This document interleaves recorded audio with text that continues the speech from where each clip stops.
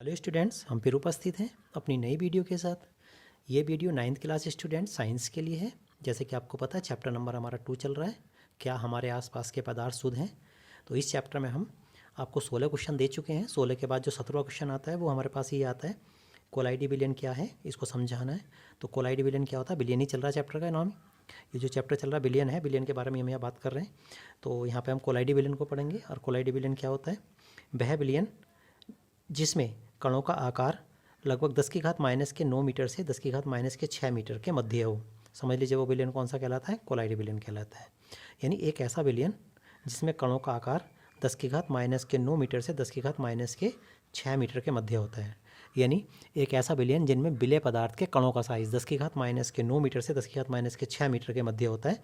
समझ लीजिए क्या कहलाता है, कोलाइडी विलयन कहलाता है। जैसे दूध है, रक्त है, कोहरा है, ये सब कोलाइडी विलयन के अंतर्गत आते हैं। अब नेक्स्ट क्वेश्चन में चलेंगे, क्वेश्चन नंबर 18। ये क्या कहता है, विलयन क्या है, समझाना है इसको। तो क्या होता है विलयन, दो अथवा दो से अधिक पदार्थों का समांगी मिश्रण, दो अथवा दो से अधिक पदार्थों का समांगी मिश्रण ही विलयन कहलाता है। जैसे साधारण नमक और जल में का जो मिश्रण होता है वो एक विलयन का उदाहरण होता है। यानी साधारण नमक को आप जल में घोल दीजिए तो वो साधारण नमक का विलयन कहलाता है। तो ये हो गया विलयन। अब बात करेंगे क्वेश्चन नंबर 19 की। क्वेश्चन नंबर 19 क्या कहता है, मिश्र धातुएं क्या होती हैं, समझाइए। तो क्या होती है मिश्र धातुएं, मिश्र धातुएं धातुओं का समांगी मिश्रण होता है। जो मिश्र धातु होती हैं वो धातुओं का समांगी मिश्रण होता है तथा इन्हें किसी भी भौतिक विधि द्वारा पृथक नहीं किया जा सकता। ये अपने अवयवी धातुओं के गुण प्रदर्शित करते हैं। जैसे कि पीतल है, कॉपर है, जिंक है, ये सब क्या हैं, एक मिश्र धातुएं हैं। पीतल जो है वो एक मिश्र धातु है क्योंकि दो अथवा दो से अधिक धातु को मिला करके ये तैयार की जाती है। ठीक हो गया। तो ये हो गई मिश्र धातु, क्योंकि ये पीतल जो है कॉपर और जिंक को मिला करके तैयार की जाती है। यानी पीतल जो बनती है ना वो कॉपर और जिंक से मिल करके बनी होती है। तो चूँकि दो धातु से मिल करके बनी हुई है पीतल, इसलिए हम पीतल को क्या कह देते हैं, मिश्र धातु कह देते हैं। ठीक हो गया।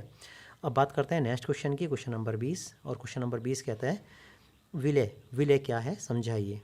तो किसी विलयन का वह अवयव जो कम मात्रा में उपस्थित रहता है। यानी विलयन के भीतर, विलयन जो होता है दो पदार्थों को मिलकर के बना होता है, एक विलय से एक विलायक से। तो इन दोनों में जिसकी मात्रा कम होगी समझ लीजिए वही पदार्थ विलय पदार्थ कहलाता है। ठीक है। यानी किसी विलयन का वह अवयव जो उसके भीतर कम मात्रा में उपस्थित रहता है विलय पदार्थ कहलाता है।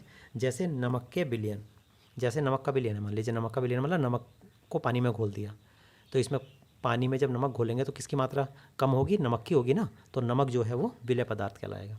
यानी किसी भी विलयन में जिस पदार्थ की मात्रा कम होती है ना वो समझ लो विलय पदार्थ होता है। मान लीजिए मैंने चीनी को घोल दिया पानी में, आपको पता है जब चीनी को पानी में घोलूँगा तो चीनी की मात्रा ज़्यादा होगी या पानी की मात्रा ज़्यादा होगी, पानी की मात्रा ज़्यादा होगी, यानी चीनी की मात्रा कम होगी। तो जिसकी मात्रा कम होती है वही विलय पदार्थ होता है। समझ रहे हैं बात को। तो चीनी जो हो गया वो विलय पदार्थ हो जाता है।